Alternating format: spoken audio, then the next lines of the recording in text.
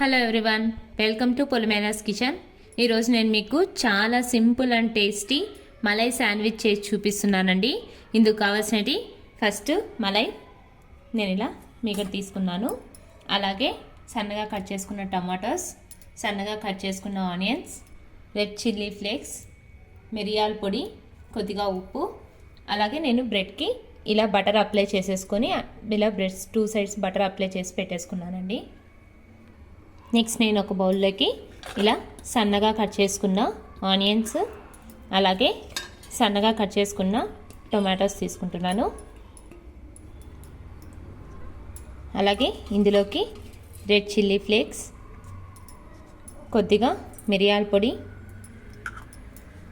సరిపడంత ఉప్పు, అలాగే మలై.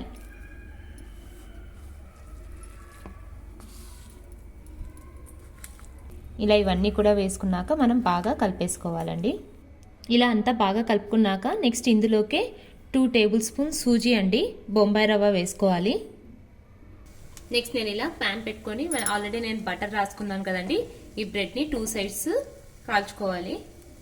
చూడండి, ఇలా గోల్డెన్ కలర్లోకి వచ్చేదాకా చేసుకున్న తర్వాత మనం ఆల్రెడీ మళ్ళీ ఇలా స్టఫింగ్ రెడీ చేసి పెట్టుకున్నాం కదా, ఈ స్టఫింగ్ అనేది మనం ఫిల్ చేసేసుకోవాలి.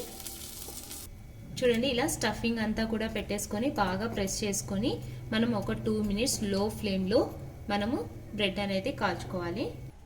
అంతే అండి, చాలా సింపుల్ అండ్ టేస్టీ మనకి మలై శాండ్విచ్ అనేది రెడీ అవుతుంది. చూడండి, మనకు స్టఫింగ్ అంతా కూడా చాలా పర్ఫెక్ట్గా కుక్ అవుతుంది, చాలా బాగుంటుంది, చాలా టేస్టీగా ఉంటుంది. మీరు కూడా ట్రై చేయండి. నా ఛానల్ మీకు నచ్చినట్టయితే లైక్ చేయండి, షేర్ చేయండి, సబ్స్క్రైబ్ చేయండి. Thank you.